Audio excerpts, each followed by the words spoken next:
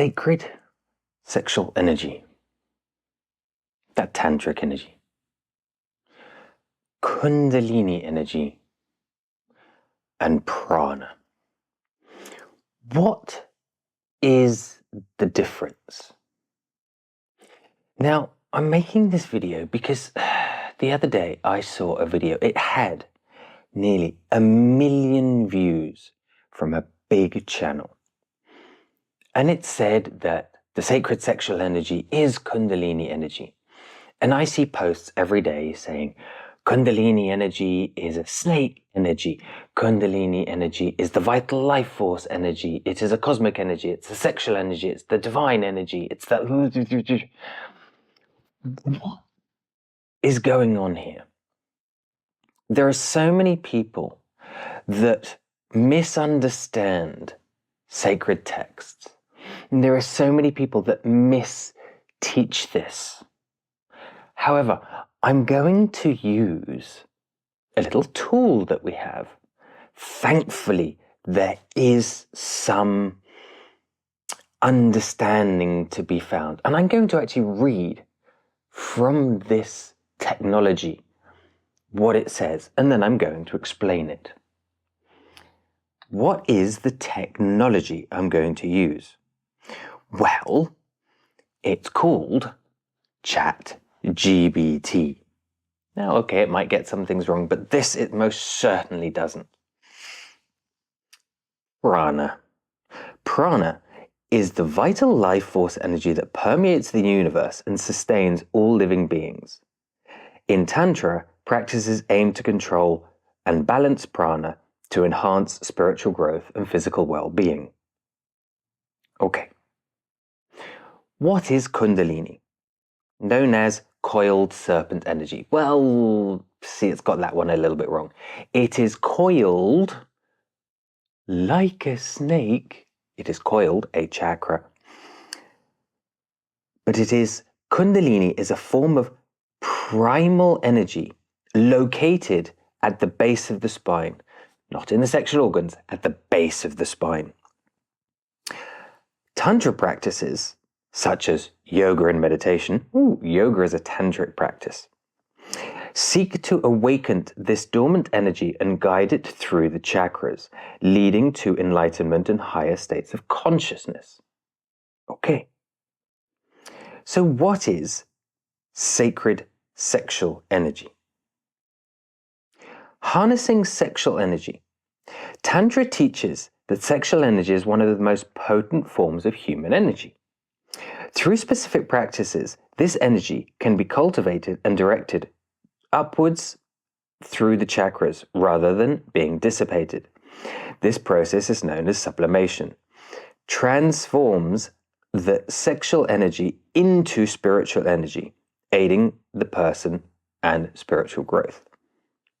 The sexual energy is passed to the root chakra.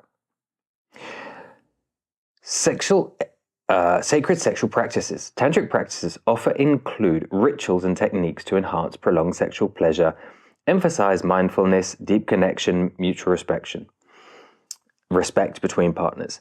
These practices aim to move beyond mere physical pleasure using sexual intimacy, if we're talking about neo-tantra, as a means to achieve higher states of consciousness.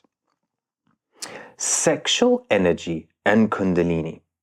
This is very important because it's got this so correct. Quite funny that a computer can get this more correct than most people out there. Sexual energy is closely linked to Kundalini. Awakening Kundalini involves the activation of this potent energy at the base of the spine, which then ascends through the chakras.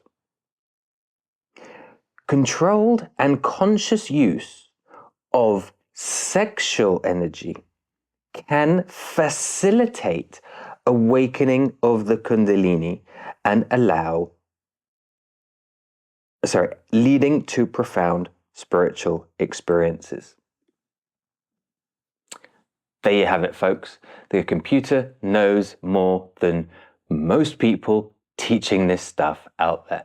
How does it know it? Because it recompiles millions of bits of information out there. And as long as we're not talking about political biases and everything, it will tell you what it finds in the vast majority. Exactly what it says is the experience you will have if you understand this stuff. Sexual energy is not Kundalini energy. Kundalini energy is not the vital life force energy.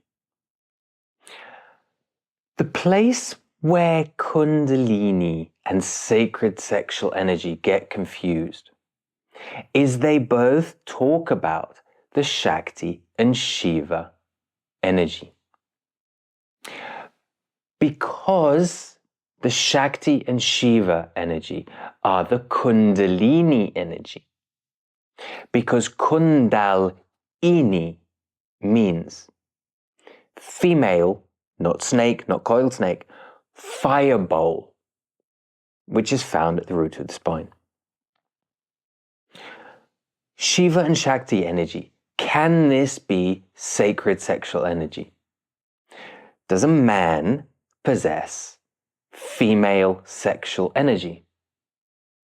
No, a man possesses male sexual energy. Although when we boil it down, sexual energy isn't actually male or female, but let's just keep it simple.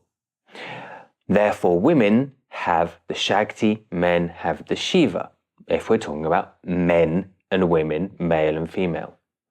But Shakti and Shiva, saying they are male and female, is a bad interpretation.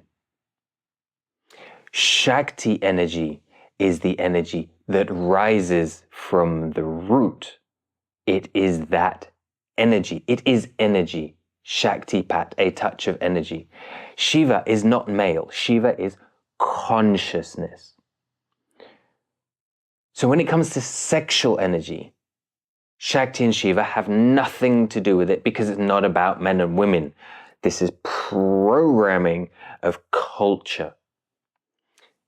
Shakti, connection to energy. Shiva, connection to consciousness. Prana is just the general term for energy. Everywhere. Everything. That primal, vital, I won't say primal because we'll get confused here. It is that vital or universal life force energy that permeates everything. Kundalini energy is found at the base of the spine, and it rises up the spine, only the spine, and it connects to Shiva consciousness. And this is how we get to enlightenment. Kundalini energy can be awakened through what I like to call tantric energy, which is technically sacred sexual energy, or pranic energy. Enough energy to be passed to the root chakra will awaken this energy. This is why the tantric sexual, whether it's the white tantra or whichever tantra, it can activate the Kundalini. However, this sacred sexual energy can bypass the root chakra. This is the orgasm, the full body orgasm. It can bypass the root chakra, so it can go from the sexual organs, it can go up the Sushumna, up to the head, and have a very similar experience, although short-lived, going through the spine. The sacred sexual energy does not have to go up the spine. It can be sent up the front channel in the body, up, and also connects in through past the heart. Love is the key to the opening, the lock of bliss, which is found in the head. If we do it this way, it will be short term. And this is why the sacred sexual energy, just doing that, It can culminate in orgasm and then basically it fades. In Tantra, some people will teach you that the sacred sexual energy should not be taken to the extreme of orgasm. Correct, because then it will dissipate and fade and you have to do it again. It should be taken to the root chakra, sent up, awaken the Kundalini, so we can create this constant connection to the energy and to consciousness. These are very, very subtle differences, but they make a huge difference. And this is why people who practice some sort of Tantra only with the sexual energy, it will take them, they will be practicing for decades. Yes, they'll feel good when they do it, but it sort of dissipates over time. Those that are taught correctly to use that sacred sexual energy and push it to the root chakra and open up and awaken the Kundalini. That's the difference. Now, of course, there's lots of fear out there about Kundalini, and yes, it can be problematic, it can be difficult, and this is why we do shadow work, so those things don't happen.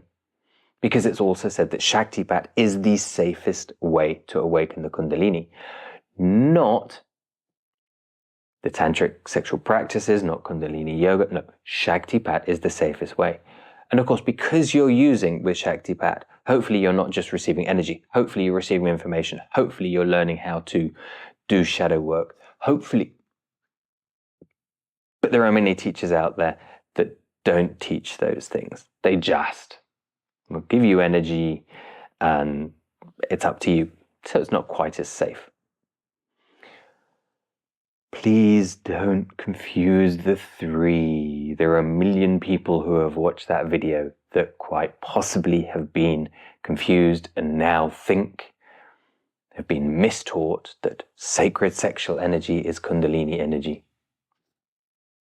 ChatGBT can tell you that's not true. It is not true. And the proofs lie in the pudding. So first of all, you can build that sexual energy. If you don't want to get to the point of awakening Kundalini, you just want the